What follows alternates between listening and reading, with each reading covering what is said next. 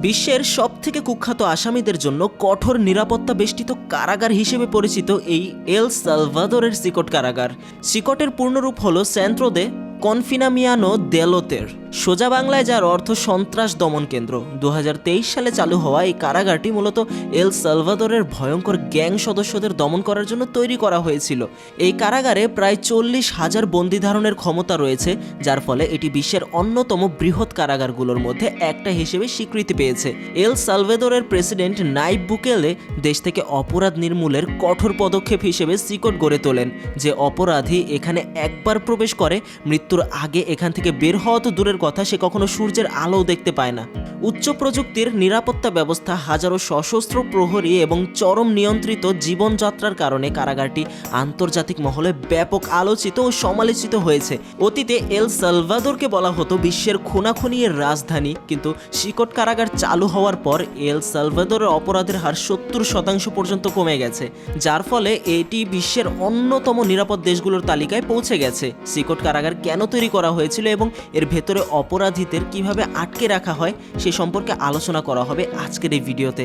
এল সালভাদোরের ইতিহাস, সামাজিক সংকট, দরিদ্র ও দুর্বল আইন শৃঙ্খলা পরিস্থিতি দেশটিতে গ্যাং কালচারের জন্ম দিয়েছিল, যার ফলে দেশটির দীর্ঘদিন ধরে বিশ্বের সবচেয়ে ভয়াবহ সহিংসতা ও অপরাধ সংস্কৃতির কেন্দ্রস্থল হিসেবে পরিচিত ছিল।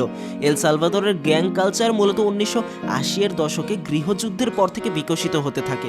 প্রায় দশকব্যাপী চলা সেই গৃহযুদ্ধে 75,000 মানুষ নিহত হন এবং হাজার হাজার শরণার্থী পালিয়ে যুক্তরাষ্ট্রের মতো দেশে আশ্রয় নেয়।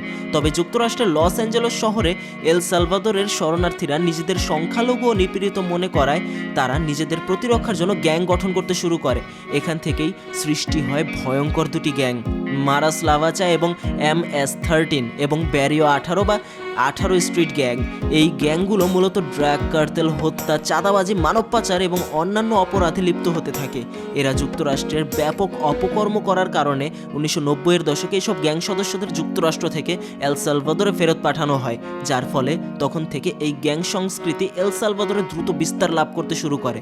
এল সালভাদোরে গ্যাং সদস্যরা সাধারণত শৈশবকাল থেকে অপরাধ জগতে প্রবেশ করে।